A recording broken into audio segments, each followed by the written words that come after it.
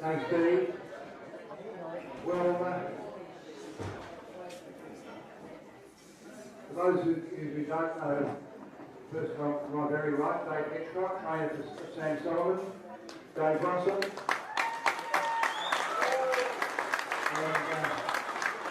and Sam Soliman.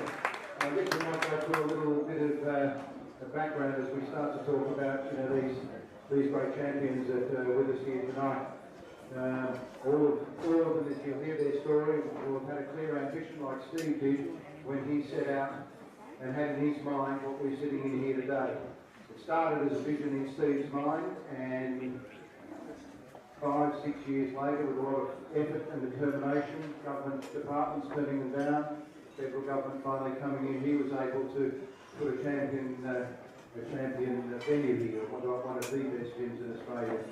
And Sam and Dave, I'm sure, will tell you about the gym that they trained in London, quite different in terms of the equipment and things that were available, but it had one thing in common with this gym. It was all about integrity, it was all about honour, and it was all about looking after young kids in the community. So whether it's Harrow Road in London or out here in Ringwood, lots of people come together and support the young girls as they start to form some of their values in life.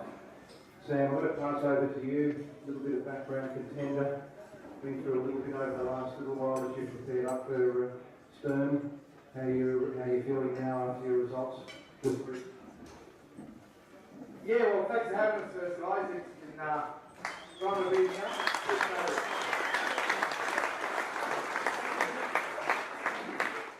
23 years of chasing Daniel Gill and chasing the world title dream, and then 2 years of chasing Gill. I was chasing Daniel Gill for 23 years. My wife would be jealous. I won't mention 23 years for Daniel Gill. But chasing him for 2.5 years now, and they've found a way of working their way around, dodging us, and finally we've got to the #1 position. So we've turned from voluntary to mandatory. And we've mandatory now for just on a year, and in that year they've found ways of getting around that too. But finally we won our final, the last eliminator, world title eliminator, and against Felix Stern in Germany, and that was fun. Of course, comes the fun, the good always comes the bad, and the bad was that they tried to beat me outside of the ring with some political politics type. Governing body that they've got of their own to cook up some kind of crap that I'm on some performance enhancing drug. And fortunately enough, of the thousands on Facebook and Twitter and that, kept me going and kept me from going into depression and stress from them trying to bring me down, naming me something I'm not. There wasn't a single person of the thousands of messages that even questioned it. So that was the positive that came out of the allegation. And of course the negative was that the waiting game with Gill had to be postponed. But the good news about all of that is that as I've probably read the paper today, whether it has or haven't, the Herald Sun confirmed my B sample coming in negative, so we took it to school.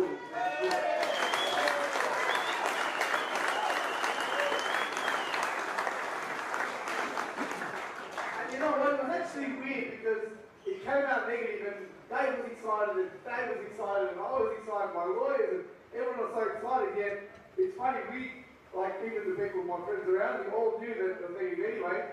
But it's funny how the press and we've had a lot of good press, but the press and the impact that it has on you while someone's making an allegation can almost bring you down to, even no matter how much you know the truth, till you hear it and the world hears it, it takes it right out of you. But yeah, it's good that it's been sorted, and now Daniel Gill looked out where I'm on the way. And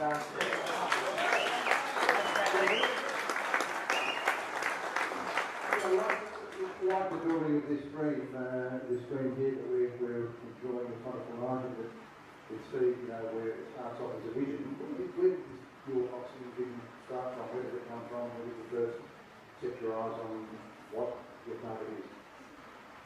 well, what I'm about to mention now, and you mentioned Steve, it'll sound like I told him to mention Steve.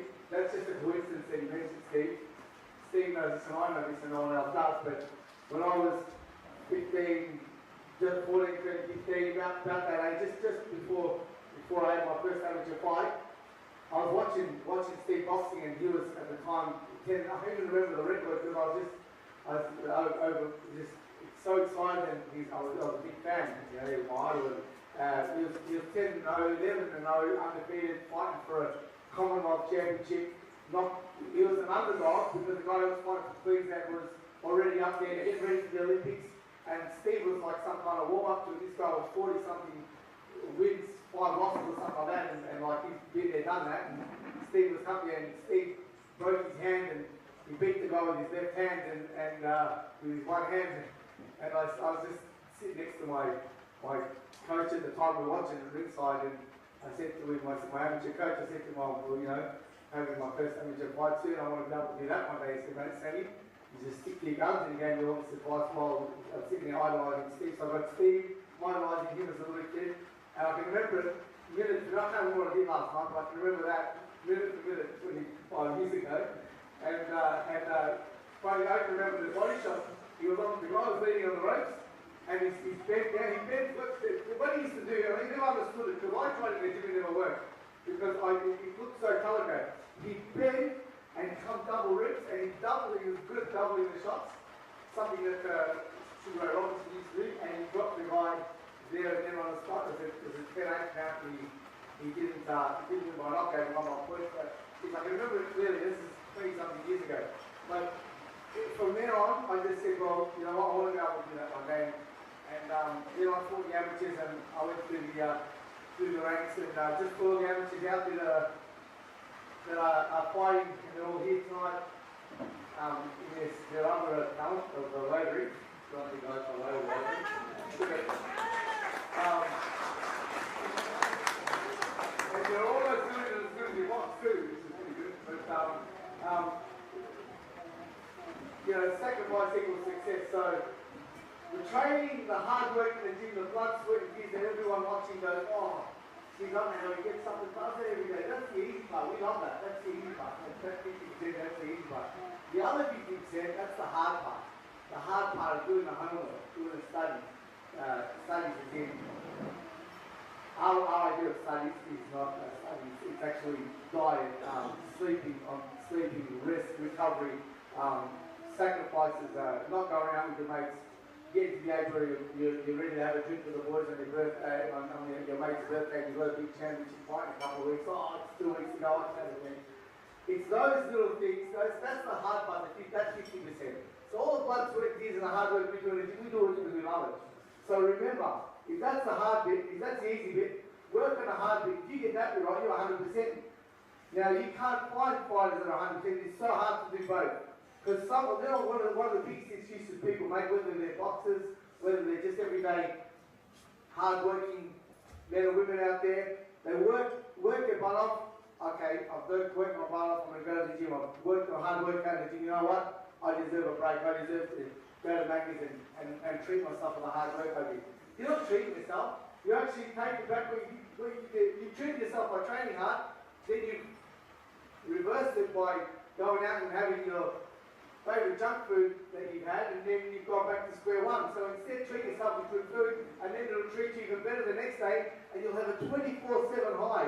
Why not have a 24/7 high and have a little fix of eating your crap food that you like to taste, and extra cream sauce to pass on, and chocolate cake and that after it. Quick fix, and then feel depressed for 2 days because you can't burn it off, or you're just feeling sluggish. So anything in moderation is good. So that 50% is the hardest bit of the sport, or anything you do in any job you do. So remembering this, what we do, whatever job we do, whatever work we do, whether it's fighting, whatever it is, our favourite things, we do that part because we love it. That's easy. Work on the other 50% to be unbeatable. Thanks, John. I'm going to pass over to Scott and to Dave Russell. Okay, firstly, this feels like the first fight I had. I'm that nervous about this, so you'll have to forgive me a little bit. But I'm quite honoured to be speaking here in front of some really great champions. Will, Johnny Famishon, Dave Russell, Painters over there, Craig, Zed, everybody here. It's just wonderful to see And that Steve, well, you know, just got enough to said about Steve. I remember I took him to Chicago once, and I did tell him, and I did tell you, Steve, don't eat their food. But Steve said, no. He said, their food's great. He said, I love their food. So he sat down and hoed into it like you wouldn't believe, and was as sick as a dog. And looked like Ben Barat, who was voted in the outbreak number 5 or 6 in the world at that stage. And so to make matters worse, he's as crook as a dog. And you know how hot it gets over there. He's got a hat on, he's got a full tracksuit on, and he's got the electric blanket on in his bed in Jakarta, you know, trying to sweat it out. He gets up in the morning, he's still the same. He's got his head laid out flat on the table while I'm wrapping his hands. I said, Steve, we're going to call the fight off. He said, no, you can't, I need the money. I said, you know, I really got to fight. I said, Steve, you're going to get hurt, mate. I said, this bloke's a world champion. You know, he's up there, he's rated. You know, he said, oh no, I've got to go out. And it was one of the best fights I had ever seen. I mean, that's the secret. He fought, he got a decision given against him, he should have won it. There was 3 knockdowns. He knocked Steve down once. Steve knocked him down twice, cut his eye, and I've got 5 or 6 little Indonesians in the corner, yelling and screaming. So I couldn't get instructions for Steve to try and overshadow me with their voices. You know. But it was a very funny experience. But that was one that I'm sure Steve won't ever forget. I'm sure I won't either.